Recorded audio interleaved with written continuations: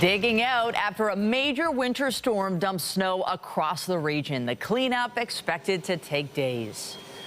The winter wallop leaving roads dicey in many areas for the morning commute. And many schools and daycares are closed, along with plenty of delays and cancellations across the GTA.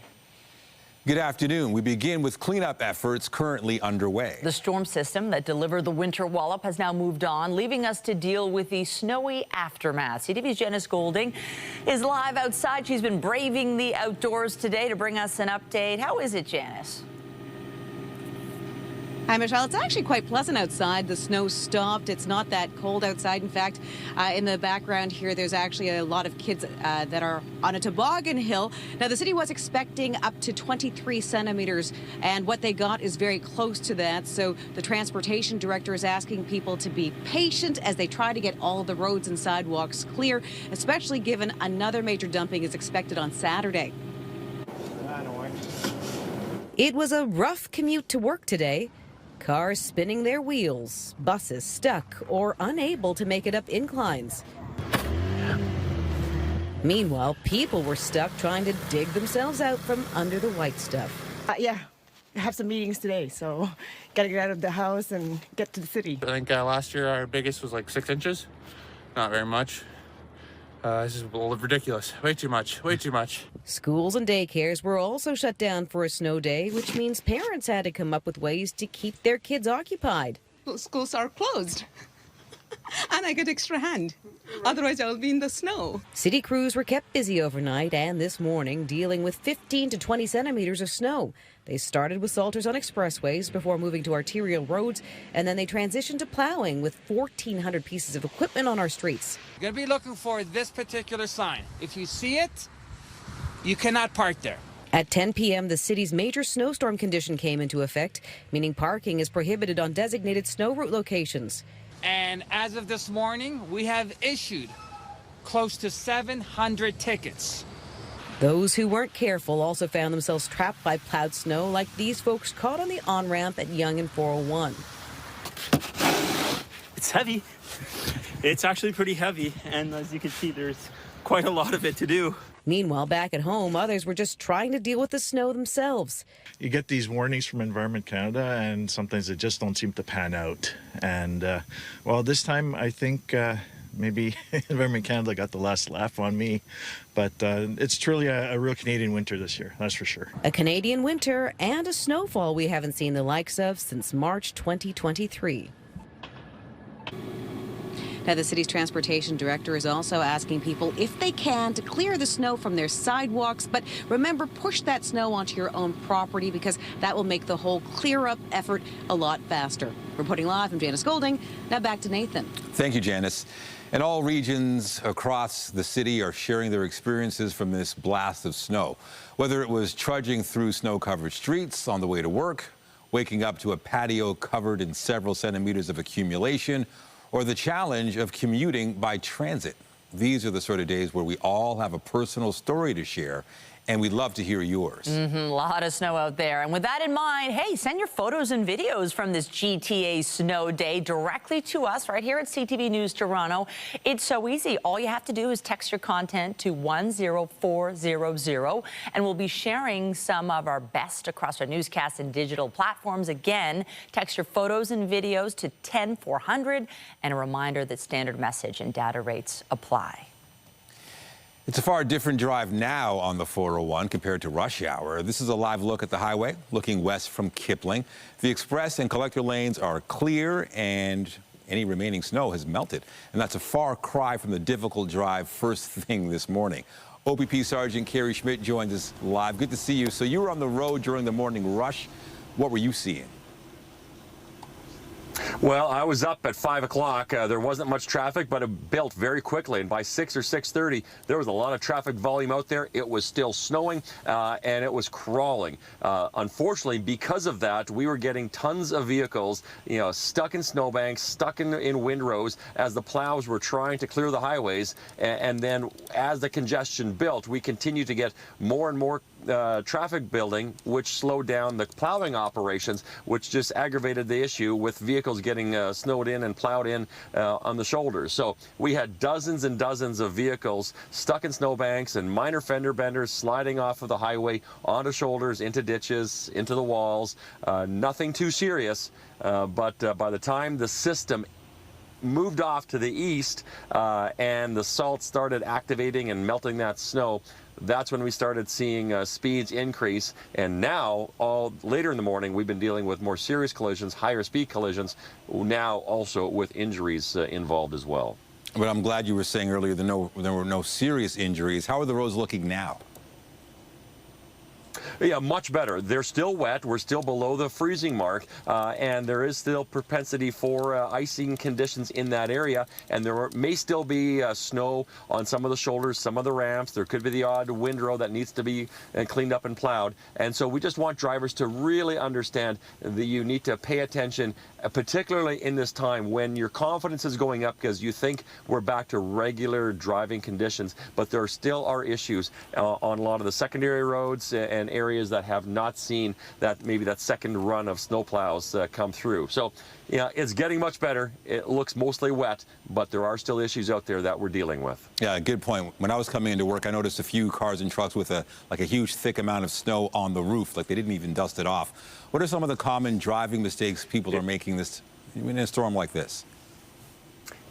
Yeah, well, and you talk about that snow in the morning. When you clean that off, it was easy. It was all powdery, nice, fluffy snow. And if you drive, we would see that white, powdery snow causing a whiteout condition, which is frustrating for motorists, and we should clear that off. Now, if you did not clear it off, that snow is no longer soft and puffy. It's now compressed into sheets of ice. And now, as you start getting down to highway speeds, those sheets of ice are going to start flying off. And I suspect we'll probably get some smashed windshields later today when vehicles are getting hit by these flying chunks of ice coming off of vehicles. So do your part, share the road, but clear your vehicle of ice and snow. And again, just understand the conditions that we're driving in. We all need to do our part. Yeah, all important reminders, especially drive to the conditions. OPP Sergeant Kerry Schmidt, thank you. Thanks for having me. Yes, we've seen some crashes involving people getting a little bit too confident, thinking, oh, they can see some of the pavement, I can go faster, and then they're spinning out. And because of these conditions that have started our day, it's been very busy at collision reporting centers. Yeah, it's been crazy. I woke up 2 hours before my shift and just started working, shoveled my truck, and then I was on the road. Before I even got to my first call, there was like 3 accidents. The snowbank little bit is struck and it is little bit flip and struck, and meanwhile the behind car came and hit it to my rear end. Yes, they call that the happiest place on earth. I'm just kidding. Banged up vehicles rolled into the Toronto Police Collision Reporting Center in Scarborough. If nobody is hurt in a crash, you are still required to report it if the vehicles involved have over $2,000 in combined damage. And we know with repair costs, it doesn't take much to reach that $2,000 threshold. Otherwise, police say contact your insurance company. We had 56 bus stops that have been taken out of service because of the snowstorm. And these bus stops are listed on our website. These are stops known to give us problems on hilly, icy areas and where buses are usually getting stuck. So to avoid that, we have taken those bus stops out of service. There is a QR code on those bus stops as well that let you know the status of these stops, whether they're in service or not, and also where the next nearest in-service stop is. GO Transit is also operating on a special schedule because of the storm's impacts, with details of any and all changes on its website. And if you're looking to travel further afield today, get out of this snowy weather. Well, it's been a busy day at Pearson Airport as it deals with high volumes of snow and long lines at some terminals. For more on this, we're joined by Sean Davidson, Senior Advisor for Communications and Media Relations at Pearson Airport. Thanks for being with us, Sean. We've been receiving images of long lineups there. What are the problems at Pearson this hour? So right now in the Terminal 1 and 3, it's a bit busy. Our government agency, CATSA, which deals with security at the airport, is dealing with some staffing constraints at this point. So we are seeing longer than normal lines inside the terminal right now. But Toronto Pearson is inside the terminal doing everything that they can to assist passengers while they deal with these delays. Well, it's looking like we're seeing some blue sky there, which is good. That maybe offers some promise for people getting out. Can you give us a sense of the extent of the delays and flight cancellations? So we're looking at about 16% of flights canceled today, 16% delayed. That's as of real-time numbers at about noon. But you can see behind me, I mean, our operation's continuing. We're down here on the airfield right now. It's a massive job. Last night we received about 26 centimeters of snow. That's the biggest snowfall Toronto Pearson's seen so far this year, and that's more snow in one night than all of January. So it's a massive job, but our snowplows, we have about 160 pieces of snow clearing equipment. They were doing circuits of the taxiways, runways, aprons all night. Our de-icing facility was in full swing. So we're equipped to handle winter storms like this, and we were ready for this one. One thing that Pearson has is really good snow clearing equipment, something your colleagues mentioned this morning, and it is an issue. I mean, folks who don't have the option of staying home and have to go out in the storm are people who work at the airport. Has staffing been an issue, or has everyone been able to get in? Well, I mean, we're dealing with the staffing issues with CATSA right now, but I mean, there are over 50,000 people that work in this airport community, and when we deal with winter events like this, there's a lot of preparation that goes into them multiple days in advance, and some of that includes getting hotel rooms for people who need to be back here early in the morning. So there's a lot of preparation that goes in on that end. But I mean, you can see behind me, things are moving. There's a lot of passengers moving. There's an Air Canada flight that's about to push back from the gate in just a moment here. So planes are taking off and landing. We're just seeing airlines canceling and delaying some flights as we recover from the storm. But you mentioned we're seeing blue skies. So the storm has shifted from being active to us being in our recovery mode here at the airport and also for the airlines. So we're working to get everybody moving as quickly as possible. But I always say that safety is the #1 priority. Well, what I'm hearing is some hope for people who do have flights today. What is your message for air travelers at this hour? So make sure if you're flying today that you're checking your flight status before you come to the airport. Give yourself extra time out on the roads, but not just today, Michelle, because we're looking at more weather coming in this weekend. So if you're flying over the next few days, just check your flight status before you come. And we, of course, preparing for the next round of winter weather. It's an incredible amount of airfield that we have to clear here. It's about 5 million square meters. So it's a big effort, but we're equipped to do it, and we're dealing with a lot of snow. You're putting all that equipment to work this year. We've gotten our dose of winter, that's for sure. Sean Davidson with Pearson Airport, we really appreciate your insights this hour. Thank you. No worries. And while some post-secondary schools are open across Southern Ontario today, most schools are not. CTV News has confirmed the closures of both public and Catholic schools boards across Toronto, Peel, Halton, York, and Durham regions. Classes are also canceled across Hamilton, Simcoe County, and Niagara region. And the Toronto Zoo, which is normally open all year round, is closed today as a result of the snow. Officials say the closure is a proactive step to ensure the safety of all animals, staff, and guests. The zoo is set to reopen tomorrow.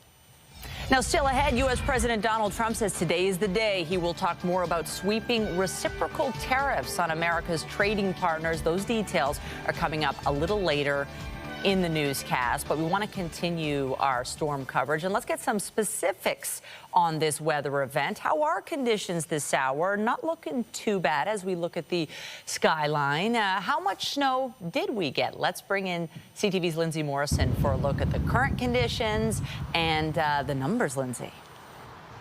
Yeah, so Michelle, you heard Sean Davidson there talking about what was recorded at Pearson Airport, about 26 centimeters of snow. So that is significant. Around the GTA, it was a general 20 centimeters plus. Some areas well north of the city seeing even more than that. Now, as far as the conditions are concerned right now, you mentioned the sun peeking through the clouds. It's actually creating a bit of a blinding condition against this freshly fallen snow. As you can see on our radar, the storm is now well off to the east, but we'll zoom in a little bit closer so you can see that we still have not only flurries flying out here, but also blowing snow, and that could reduce some visibility in some areas. Weather advisories remain in place, including A blowing snow advisory, snow squall warnings. Again, well off to the east, there's still that winter storm warning around the city of Ottawa, but the snowfall warning that was in place for Toronto has come to an end. Let's talk about these winds. They're coming out of the west today, and they could gust to around 60 kilometers per hour. We're experiencing that right now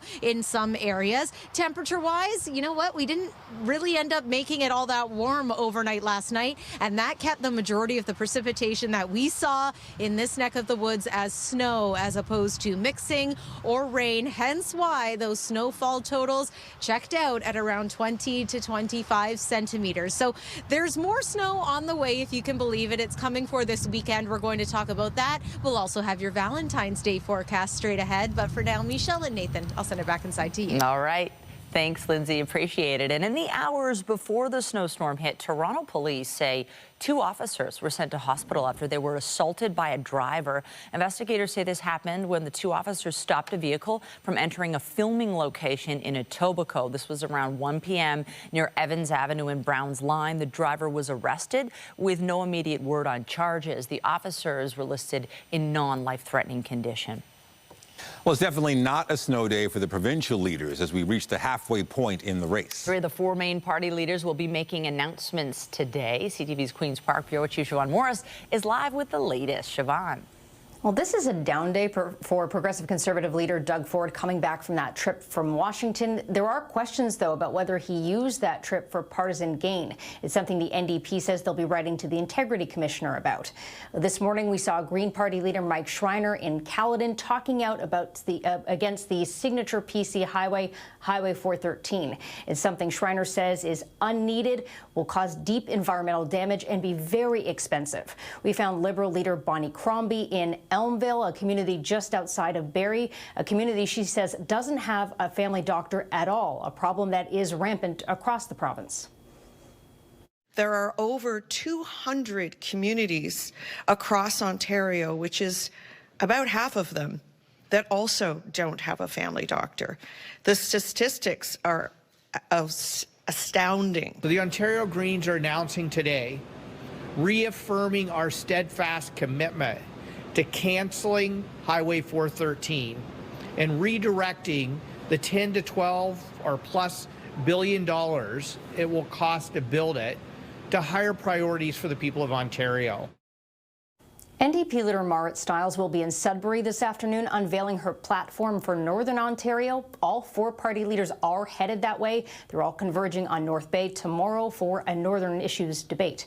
Reporting live from Queen's Park, I'm Siobhan Morris. Nathan and Michelle, back to you. Thank you, Siobhan. Turning our attention overseas now. In Germany, at least 28 people were hurt when a car drove into a crowd today. Officials say it was likely an intentional act. This happened during a demonstration by striking workers in Munich. 1 shot was fired at the suspect, but it was unclear if he was wounded. Police say he is known to them for drug and shoplifting offenses. There's international pushback after Donald Trump announced he would likely meet soon with Russia's president to negotiate a peace deal in the war with Ukraine. Today, the Ukrainian president said he will not accept any talks that do not include his country. European governments are also demanding a seat at the table.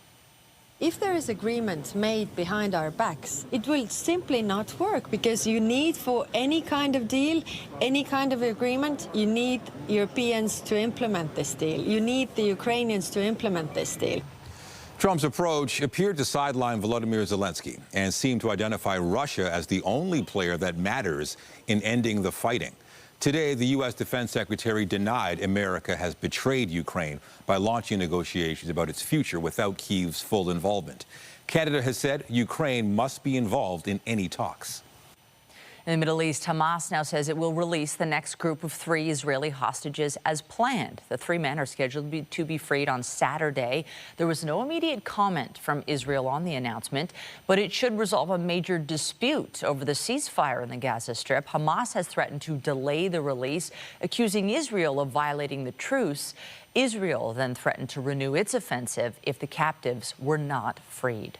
One of Europe's most active volcanoes is erupting again. Mount Etna is spewing lava and ash. The over 3,000-meter-high volcano is the tallest in Europe, and it's believed to have the longest documented history of eruptions. The earliest dates back to 425 BC. Lindsay. Well, Nathan, believe it or not, it is a snow day for so many children around the GTA today. So I have a feeling that this afternoon, many people are going to be doing some tobogganing, perhaps building a snowman. But if your afternoon plans include doing some shoveling, I do want to remind you that this is some very heavy, wet snow. And so you're going to want to take care of yourself. If you are, in fact, doing that shoveling, make sure that you are lifting with your legs, as they say, and get used to it because there's another round of snow moving in for this weekend. This storm looks awfully similar to the one we just experienced, and it's mainly going to impact us Saturday night and through the day on Sunday. Lots to talk about when it comes to your 7-day forecast. CTV News at noon. We'll be right back. Stay with us.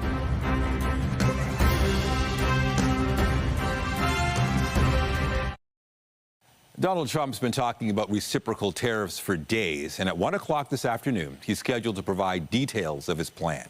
The U.S. president has said he will increase American levies to match the tax rates other countries charge on imports.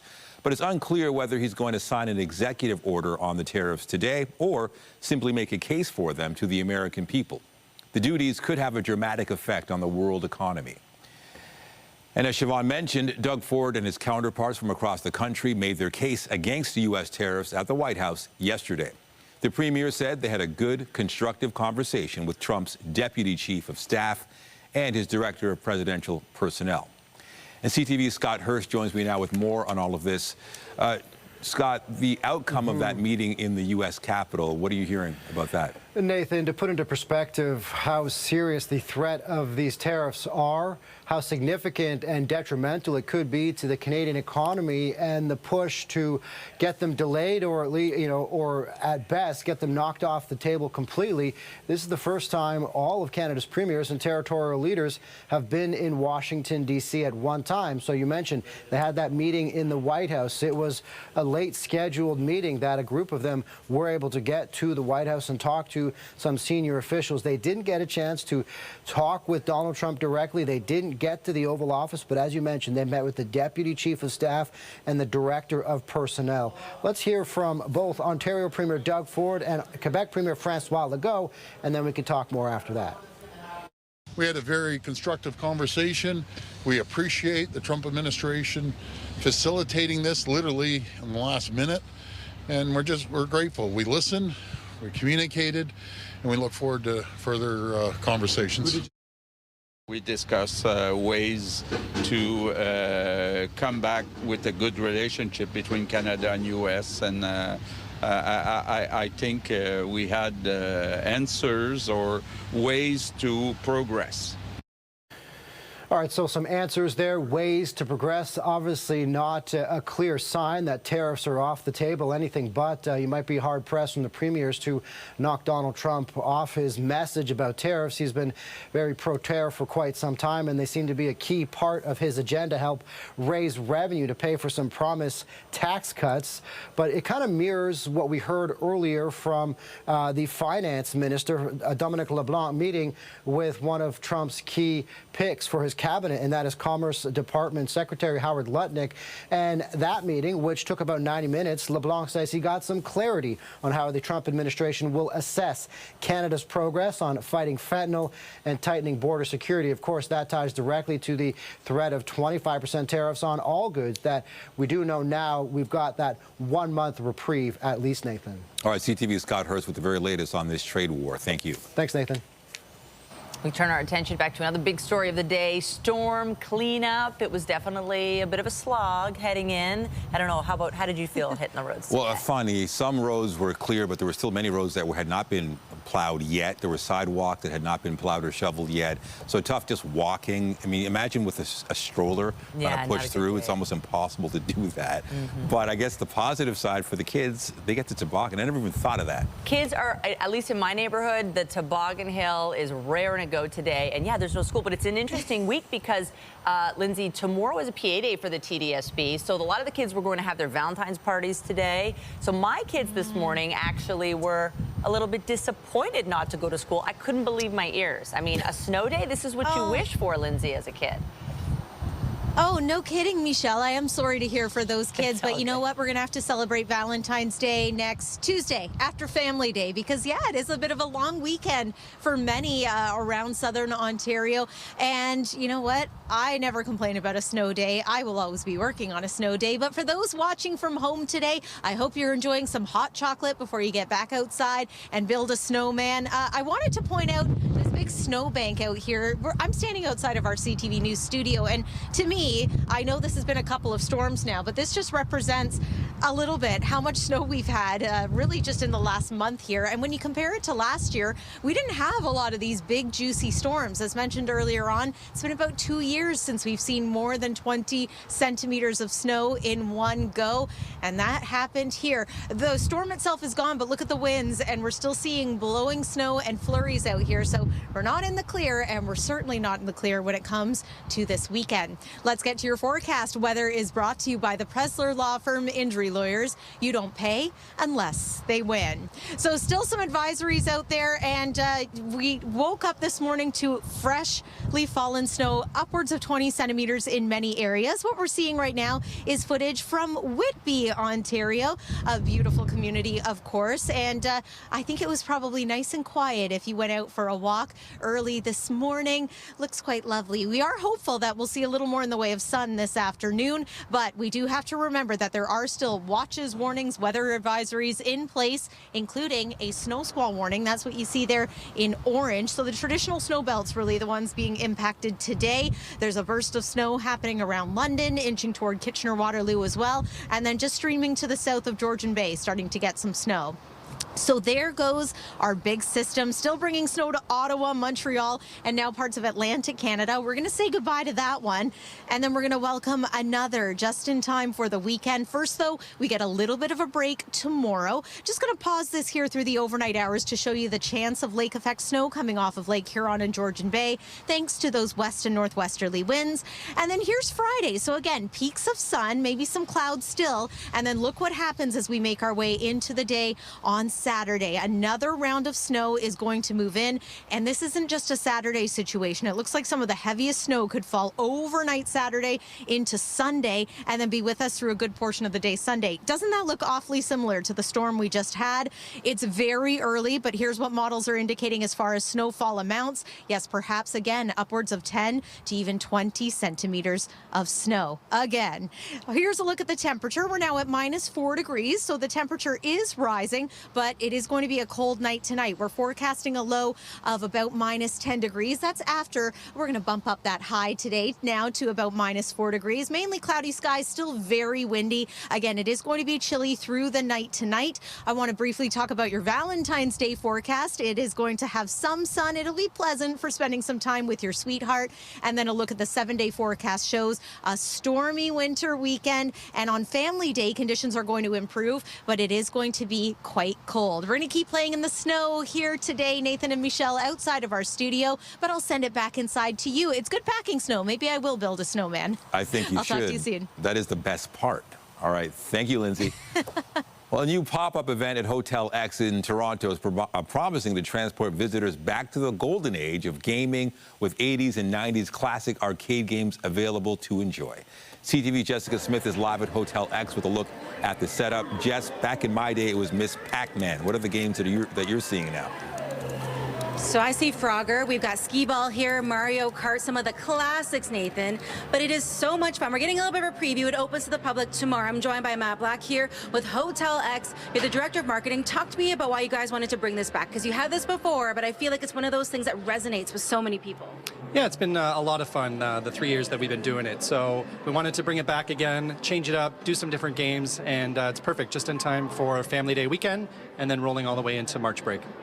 Now, there's something that is so distinctly nostalgic about playing some of these games. And it is so much fun. We were playing Dance Dance Revolution earlier. What is it about the retro pop-up arcade games that really resonate with every generation? Because there were some little kids in here earlier. We got some big kids in here playing now. Why do you think it resonates with people so much? I think games, these games in particular, they resonate. You know, you play them when you were younger. You get to enjoy them with your kids, with your family. There's a lot of ones that are competitive, so you get to play like 4-player games, which gets that competitive juices going. So it's fun for everybody. And I know you guys are starting this weekend, but when does this go till? Do we have time if we're not available this weekend? Yeah, it starts obviously this weekend, runs all the way through till the end of March break, so March 16th, and that'll culminate with Mario Kart tournament that we're going to do on that Sunday. So do I have to be a legitimate Mario Kart player to be able to enter the tournament? Anyone can enter the tournament, so you can get some practice and be ready for the big tournament on March 16th. So we're going to kind of go over here and start our practice. You want to come over, Matt? We're going to join these folks who are already playing. We're going to make our way in here. So what was the feedback last year? I know a lot of people really enjoyed it, but what do you think was the best part for a lot of folks? I mean, there's so much to do here at the hotel, and this just adds another element to everything. So, you know, people love, they need looking for something to do, and there's so much to do here at the hotel, and this is just one more amenity.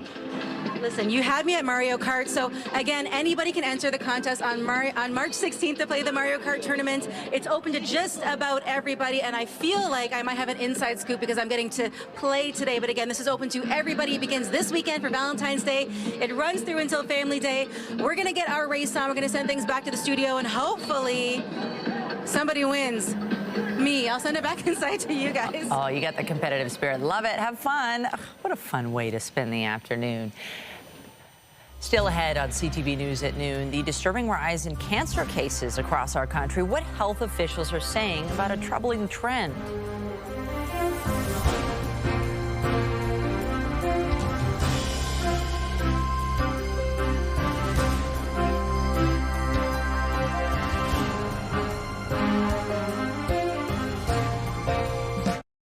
The number of new breast cancer cases are on the rise across the country, and one hospital in Toronto is reporting a 166% increase in the number of new patients since 2019. CTV's Adrian Gobriel reports on what's believed to be behind this troubling trend.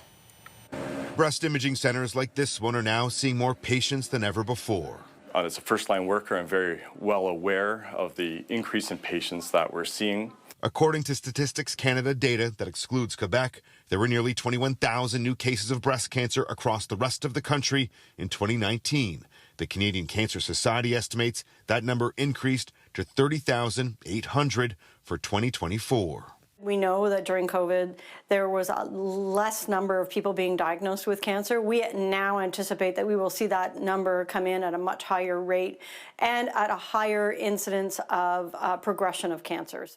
It's not just a higher number of new cases, but the age of many of those now being diagnosed. The greatest number of increasingly newly diagnosed patients are the under 50-year-old patients. So we're seeing a lot of younger patients come through our center. My sister and I were both undergoing breast cancer treatment at the same time.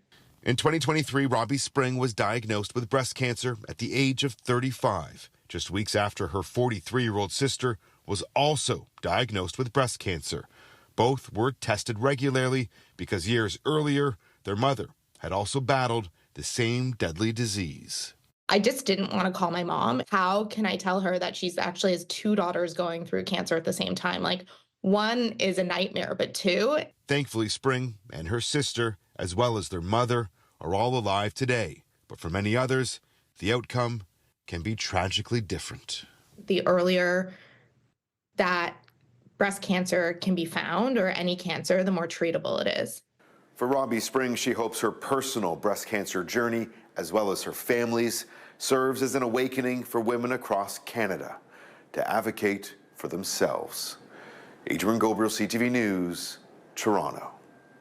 To sports, the Raptors were looking for a second straight win when they took on the Cleveland Cavaliers last night.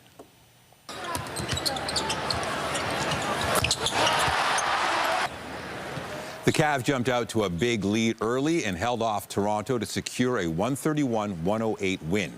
The Raptors will be back on the court tomorrow to play the Miami Heat. Team Canada took on Sweden last night in the first game of the Four Nations face-off. Marner to work. He's in. Marner! Mitch Marner in overtime! Yes, Mitch Marner was the hero for Team Canada. He scored in OT to lift the national squad to a 4-3 win over Sweden. Canada is back on the ice Saturday to face off against Team USA.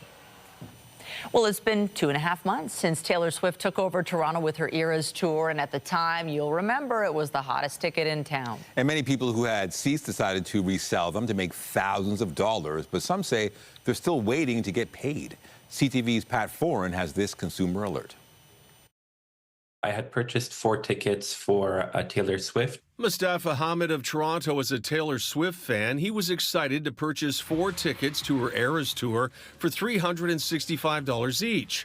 But as the concert grew closer and ticket prices climbed higher, the student thought he'd be better off selling the seats for a tidy profit. I had wanted to attend the event with my friends, but then eventually I decided to list them on StubHub. And I was hoping to use that money to pay off some student loans and help my family. Hamid put the tickets on the reseller website StubHub. It was his first time selling on the site, and he was amazed when the 4 tickets sold for over $18,000. The tickets were used to go to the concert, and he was told he would get his payout soon. My payment was processed on November 29th, and to wait 5 to 8 business days. But weeks passed and then months, and Hamid says he felt stonewalled trying to get his money. I followed up with them multiple times. I would say I spent over 10 hours just with them on the phone. I'm extremely disappointed, extremely frustrated. You know, I did everything that was asked of me. After 2 months of getting nowhere, he contacted CTV News. When we reached out to StubHub, they said mistakes had been made. A spokesperson said, "Our team failed to request additional documentation needed from Mr. Hamid in order to process the payment. We regret this, but can confirm we have issued the payment for the money that was due." Hamid was reimbursed for more than $18,000 for the tickets, plus an additional $4,500 in the form of a ticket voucher for a total of almost $23,000. Hamid paid less than $1,500 for the tickets to begin with, so he was very pleased to finally get his money. It's honestly such a relief to finally have my funds in my bank account. Thank you so much for everything, CTV News. I really appreciate it. I'm so grateful for all your help and support. Pat Foran, CTV News. Still to come, Canadian and U.S. stocks higher in early trading today. Details on that and the rest of your business headlines after this short break. Get Toronto's top stories, breaking news alerts, and watch live. Download the CTV News app. Stocks rose in morning trading, even as investors awaited the latest tariff salvo from U.S. President Donald Trump. Andrew Bell of BNN Bloomberg brings us the latest in business. Hello there. Here are your business headlines. Canadian and U.S. stocks were slightly higher in morning trading, with Toronto's composite index up about 90 points. However, the threat of escalating tariffs hung over the market. Investors awaited an announcement by U.S. President Donald Trump of so-called reciprocal levies, U.S. tariffs on countries that already have duties on American goods. Canadian Tire shares slipped 3%. Earnings per share in the fourth quarter were $4.07, about 13 cents below estimates. Automotive sales were strong, but that was offset by declines in seasonal and gardening. However, Desjardins says the retailer did a good job on reducing expenses. And finally, Reuters says J.P. Morgan Chase CEO Jamie Dimon resorted to some colorful language as he scorned calls from some employees to soften the bank's 5-day return to office policy. His remarks were made in a lively town hall meeting. Employees at the biggest U.S. bank have complained on internal message boards about losing hybrid working arrangements. That's the latest in business. I'm Andrew Bell of BNN Bloomberg. Tech mogul Elon Musk says he'll drop his effort to buy artificial intelligence giant OpenAI on one condition. Musk had offered nearly $100 billion U.S. to take over the ChatGPT maker, which he helped start in 2015 before resigning from the board in 2018. In a court filing, Musk now says he'll withdraw the bid if OpenAI agrees not to change its corporate structure away from being a nonprofit. OpenAI CEO Sam Altman has already rejected the bid, saying the company isn't for sale. A new report shows a major drop in car thefts across the country last year. According to the Equite Association, the number of private passenger vehicles stolen dropped by nearly 19%. The insurance watchdog says more than 57,000 vehicles were stolen in 2024, and that's down from more than 70,000 in 2023. The report says Ottawa's National Car Theft Action Plan had a significant impact, but is urging the government to follow through on anti-theft regulations. With no end in sight to the ongoing trade dispute with the U.S., more consumers are trying to connect with Canadian companies. However, many of those companies are struggling to adapt to the new economic landscape. CTV's Krista Sharp reports. As Canadian companies prepare for a changing economy, untangling the web of cross-border business can prove difficult. There's some interesting navigating to do. Jeremy Hedges' Kitchener-based company Inksmith rose to prominence during the pandemic, producing millions of Canadian Shield face masks locally with Canadian materials and talent at a time when the border was literally closed. I think we learned the hard way in the pandemic what it meant to be on an island. And now demand for Canadian-made goods has returned.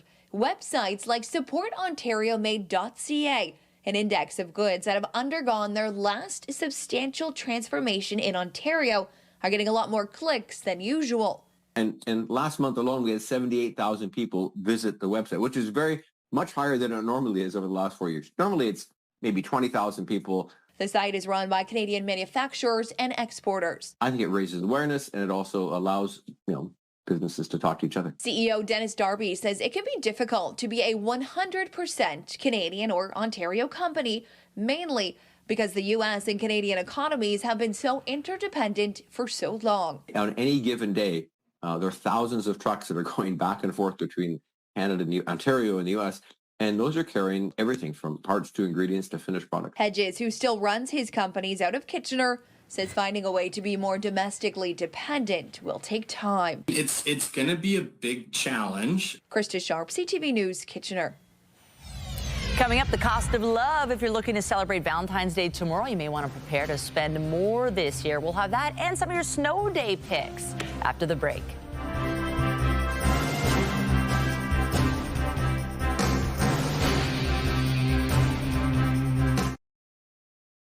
Some say love doesn't cost a thing, but Valentine's Day will likely cost you more this year. CTV's Kimberly Fowler has more on the rising price of romantic gestures. If you're thinking about buying flowers or sweet treats for that special someone this Valentine's Day. If I want to buy a dozen roses now, I might as well just go buy the whole farm. Oh, I'm sure that it's gotten more expensive, but it's just special. It will cost you a little bit more than it did last year. It has gotten more expensive, but my family and I are the kind of like, we'll just buy it when it's 50% off. The cost of chocolate is expected to go up 10 to 20% as the price of cocoa has more than doubled since the beginning of 2024. And a dozen roses could also cost you more. Several factors can influence that price, including unpredictable weather and supply chain issues. Love is not cheap anymore. According to a new survey, 37% of Canadians plan to celebrate Valentine's Day this year.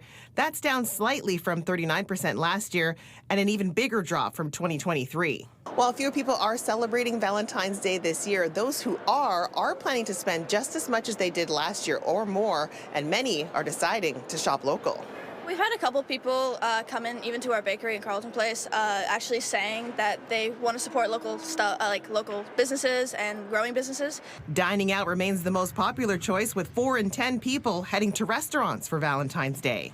Yeah, it's going to be probably our busiest day of the year. And it happens to fall on a Friday this year. A lot of people are celebrating both Friday and the Saturday. The HST holiday has also been wonderful boon over the last couple months to people dining out. So 13% less expensive than it typically is. And so we've been booked up solid for the last week at least. But some say you can't put a price on love. Love is not expensive. You know, when you love somebody, you can do whatever they want. This is the love, true love. It's not expensive or cheap. Kimberly Fowler, CTV News. Lovely. Well, a little earlier this hour, we asked you to share your experiences of this snow day across Southern Ontario, and we've been blown away by the response. Take a look at some of the pics you've texted us. People waking up to all of this snow, that's a big mound there, doing whatever they can to clean up all of it, or just, look at this little one enjoying. Are they playing in the snow or resting in it? Yes.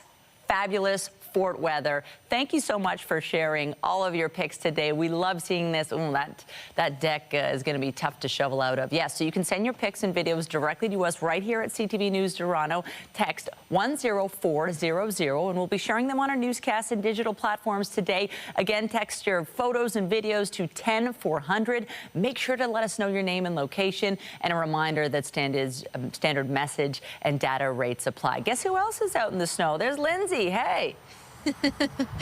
Hey, Michelle and Nathan, and I wanted to, really see what was going on out here. So I got my tape measure. Of course, there was already snow on the ground here before this storm, but if I stick this in here, yeah, it's almost a foot, almost 30 centimeters that we're seeing here. And today, at this point, it's less about the falling snow and more about the blowing and drifting. Those winds are pretty strong. Let's take one more look at the satellite and radar for today. Again, we don't have to worry about too much in the way of additional snowfall. That system is pulling away from us, but the gusty winds are going to create poor visibility, especially in the snow belt areas today. So just a heads up, if you don't have to be out on the roads, it's a good day to stay home, enjoy some hot chocolate, and yeah, maybe build that snow fort or snowman in the backyard. This is Family Day weekend. We've got some very active weather in store once again for Saturday and Sunday. Just a heads up in case you're doing some traveling. And then it looks like some cold air is going to move in for Family Day and the start of next week. Happy snow day, everyone. I'm going to send it back inside to you, Nathan and Michelle. All right, more snow to come. Thank you, Lindsay. And that is CTV News at noon. Remember, you can get Toronto's breaking news all day long on CP24 and at ctvnewstoronto.ca. For Lindsay Morrison and the whole team here, have a pleasant afternoon. I'm Michelle Dubé. And I'm Nathan Downer. Be sure to join us later for CTV News at 5 and 6. Have a great afternoon.